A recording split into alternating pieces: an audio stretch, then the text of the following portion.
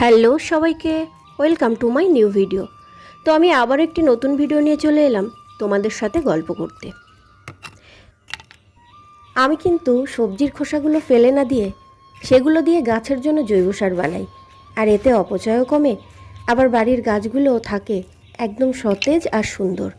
তো দেখো, এই কাজটা আমি যেভাবে করে থাকি, সবজি কাটার পর কয়েকদিন ধরে সেগুলো আমি একটা প্লাস্টিক পাত্রে জমিয়ে রাখি, আর কয়েকদিন পর সেগুলো একটু পচে এলে তখন সেগুলো গাছের গোড়ায় দিয়ে দিই।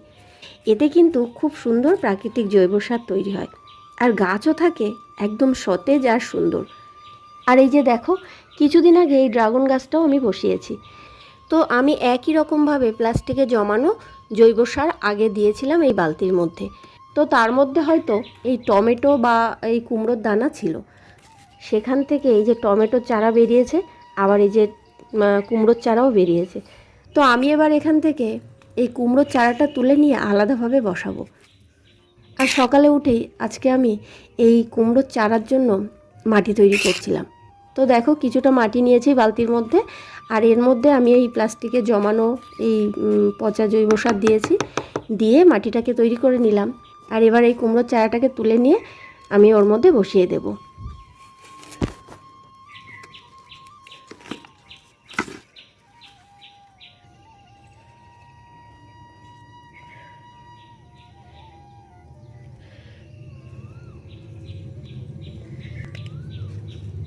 আর আগে আমি এই জৈব সার কীভাবে বানাতাম জানো?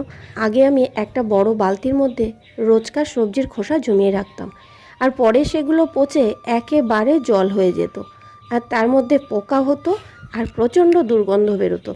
আর তাই আমার ভীষণ খারাপ লাগতো, আর সেজন্য এখন আর সবজির খোসাগুলো ওইভাবে রাখি না, অল্প অল্প রাখি প্লাস্টিকে জমিয়ে, আর তারপর সেটা পচে গেলে গাছের গোড়াতে দিয়ে দিই। তাহলে আর বেশি পোকাও হয় না, আর তেমন দুর্গন্ধও হয় না, আর সেজন্য আমার খুব একটা খারাপ লাগে না। তো দেখো, কুমড়োর চারাটা আমি বসিয়ে নিয়েছি, আর এই চারাটা যখন বড় হবে আর যদি কুমড়ো হয় তাহলে তোমাদেরকে আবার ভিডিওতে দেখাবো। তো এবার গাছটাতে একটু জল দিয়ে এটাকে একটু ছায়া জায়গায় রাখতে হবে।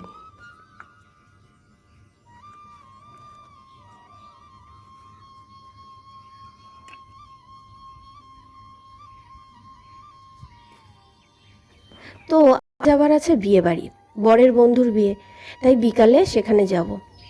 আর বাচ্চাদের যেহেতু নিয়ে যাব না, সেজন্য রান্নাবান্না আগে থেকে গুছিয়ে রাখছি, যাতে ওরা ঠিক টাইম মতো খেয়ে নিতে পারে। এবার চলো, বাড়ির কাজগুলো গুছিয়ে রান্নাবান্না করে তারপরে আবার স্নান করব, শ্যাম্পু করব, তারপর বিকালবেলা আবার খুব তাড়াতাড়ি বেরোতে হবে। তো চলো, তোমরা সাথে থাকো।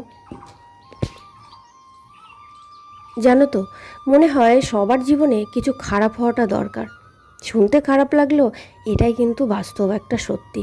আসলে এটা কোনো মোটিভেশনাল লাইন না, কিছু কিছু অভিজ্ঞতা থেকে তোমাদেরকে বলছি। কারণ সত্যিটা হলো, যতক্ষণ না জীবন তোমাকে ধাক্কা দেয় তুমি কিন্তু বদলাও না। তুমি যতক্ষণ আরামে থাকো ততক্ষণ বড় স্বপ্ন দেখো ঠিকই, কিন্তু ঝুঁকি নাও না। তুমি যতক্ষণ কারোর উপরে ভরসা পাও বা তোমার পাশে কেউ একজন থাকে, ততক্ষণ তুমি কিন্তু নিজের পায়ে দাঁড়াতে শেখো না, ততক্ষণ তুমি একা থাকার ক্ষমতাটাই বোঝো না। আসলে এই খারাপ ঘটনাগুলো আমাদেরকে ভেঙে দেয় ঠিকই, কিন্তু সেগুলো কিন্তু আমাদেরকে অনেক বেশি সাহসী আর শক্তিশালীও করে তোলে। আমরা কিন্তু সবাই চাই জীবনে যেন কখনো কোনো ঝড় না আসে, কিন্তু বড় ঝড় না এলে গাছের শিকড়ও কিন্তু গভীর হয় না। আসলে কি বলতো, খারাপ ঘটনাগুলো শুধু আমাদেরকে শাস্তি দিতে আসে না, এগুলো আসে শেখাতে, আমাদেরকে আরও শক্তিশালী করে তুলতে। তাই জীবনে যখন খারাপ কিছু ঘটে, তখন কেন আমার সাথে এটা জিজ্ঞাসা না করে একবার ভাবো, এটা আমাকে কি শেখাতে এসেছে। কখনো কখনো চোখের জলই মানুষকে বড় করে দেয়। আমরা সবাই চাই জীবনটা সহজ হোক, সব সম্পর্ক টিকে থাকুক, সব স্বপ্ন পূরণ হোক, কিন্তু জীবন সব সময় আমাদের চাওয়া মতো চলে না। কিছু মানুষ হঠাৎ দূরে সরে যায়, কিছু মানুষ হাতছাড়া হয়ে যায়, আবার কিছু বিশ্বাস ভেঙে যায়, আর তখন মনে হয় আমি কি কিছু কম ছিলাম। কিন্তু আসলে সেখানেই হয় নিজের সাথে লড়াই। খারাপ সময়টা আমাদের শেখায় আমরা আসলে কতটা সহ্য করতে পারি, কতটা চুপচাপ লড়তে পারি, কতটা ভেঙে গিয়েও আবার দাঁড়াতে পারি। সব ক্ষতচিহ্ন কিন্তু দেখা যায় না, কিছু ব্যথা ভেতরে ভেতরে মানুষকে বদলে দেয়, আর সেই বদলটাই আমাদেরকে পরিণত করে তোলে। তাই জীবনে যদি কিছু খারাপ ঘটে, একদম ভেঙে পড়ার আগে একটু থামো, নিজেকে দোষ দিও না। জীবন তোমাকে শাস্তি দিচ্ছে না, জীবন তোমাকে তৈরি করছে। তো তোমাদের সঙ্গে গল্প করতে করতে দেখো আমার কাজকর্ম সব শেষ হয়ে গেছে, আর আমি বিয়েবাড়িতেও চলে এসেছি। আর এই যে দেখো, বিয়েবাড়িতে এসে দেখি বিয়ে শুরু হয়ে গেছে। আসলে বিয়েটা ছিল সন্ধে লগ্নে, আর আমরা যেহেতু বরের সঙ্গে আসিনি, আমরা নিজেদের মতো এসেছি, সেজন্য আমাদের আস্তে আস্তেই দেখি বিয়ে শুরু হয়ে গেছে।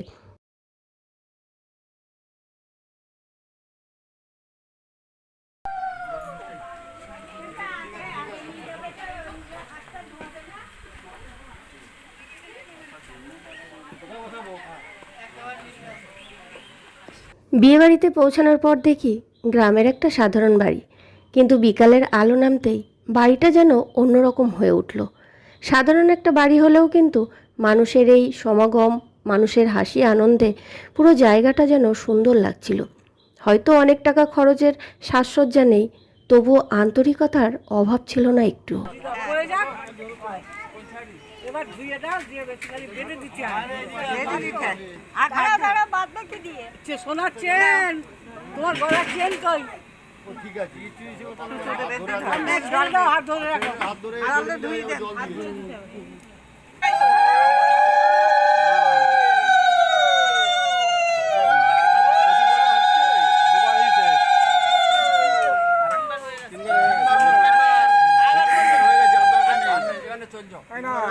তিনবার হয় না, সাতবার।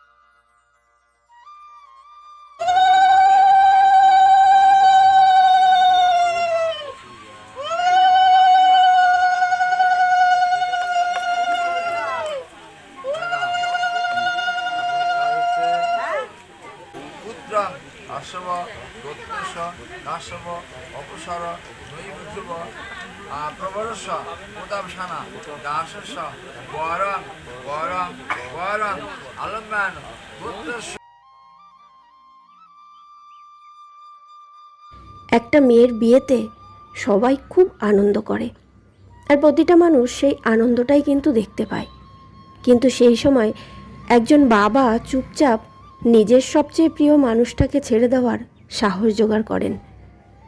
বাবারা কিন্তু খুব কম কাঁদেন, কিন্তু মেয়ে বিদায়ের সময় তাদের চোখটা সবচেয়ে বেশি ভিজে ওঠে। গরিব হোক বা বড়লোক, প্রতিটা মেয়ের বিয়ের দিনে বাবাদের চোখের জলটা কিন্তু প্রত্যেক বাড়িতে একই রকম লাগে। ছোটবেলা থেকে হাত ধরে মানুষ করা মেয়েটাকে একদিন অন্য কারো হাতে তুলে দেওয়া, এটাই হয়তো বাবাদের জীবনের সবচেয়ে কঠিন দায়িত্ব। খুব সাধারণ একটা বিয়েবাড়ি হলেও কি হবে, এই যে সবাই একসাথে বসে এই যে বিয়ে আসরে বিয়ে দেখছে, সবার মুখের এই হাসিটাই পুরো পরিবেশটাকে সুন্দর করে তুলেছিল। আজকে বুঝলাম, সুখ মানে সবসময় বড় আয়োজন না, আপন মানুষগুলো পাশে থাকাই আসল সুখ। আর বিয়ে বাড়িতে টাইম কাটাতে আমার তো খুব ভালোই লাগছিল। আর এই যে দেখো, ছোট ছোট স্টলগুলোতে ছিল ফুচকা, চিকেন পকোড়া, আর ছিল কফি। তো আজ যেহেতু আমার সোমবার নিরামিষ, সেজন্য আমি এখান থেকে কফি খেয়েছি আর ফুচকাটা খেয়েছিলাম।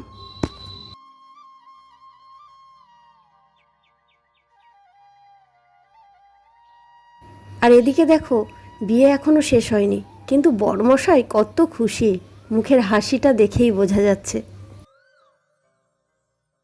আর এই যে দেখো, বিয়ের আরেকটা পর্ব, সিঁদুরদানের এই কয়েকটা সেকেন্ডে একটা মেয়ের পুরো জীবনটাই বদলে দেয়। মুখে হাসি থাকলেও কিন্তু এই মুহূর্তে অনেক অনুভূতি লুকিয়ে থাকে। তো বিয়ের পর্ব এবার শেষের দিকে, এবার খাওয়া দাওয়ার পালা। তো যারা নিরামিষ খাওয়া দাওয়া করেছে তাদের জন্য আলাদা খাবারের ব্যবস্থা করেছিল, ডাল, বেগুন ভাজা, আলু ভাজা, আর করেছিল পনির আলুর তরকারি, আর ছিল দই, চাটনি, মিষ্টি, পাঁপড়, এগুলো ছিল। আর যারা আমিষ খাওয়া দাওয়া করেছিল তারাও খুব ভালো খেয়েছিল। আমিষের মধ্যে ছিল মাছ, চিকেন, আর রান্নাবান্না খুব ভালো ছিল, রান্নাবান্না খুব ভালো হয়েছিল। আমার তো খুব ভালো লেগেছিল নিরামিষ, আর যারা আমিষ খেয়েছে তারাও বলেছে খুব ভালো হয়েছে। আর এদিকে আমার বর দেখো বন্ধু আর বন্ধুর বউকে নিয়ে কত আনন্দে খাওয়া দাওয়া করছে। আর আমাদের নিরামিষ খাওয়াটা অন্য ঘরে বসে আমরা খেয়েছি। আর আমার বর সোমবার শুধু বাড়িতেই মানে, বাইরে ও সব কিছুই খেয়ে নেয়। তো যাই হোক, আজকের ভিডিওটা আমি এখানেই শেষ করছি। আর ভিডিওটা তোমাদের কেমন লাগলো অবশ্যই কিন্তু কমেন্ট করে জানিও। আর যদি ভালো লাগে একটা লাইক করো, আর নতুন বন্ধুরা সাবস্ক্রাইব করতে ভুলো না। তো সবাই ভালো থেকো, টাটা।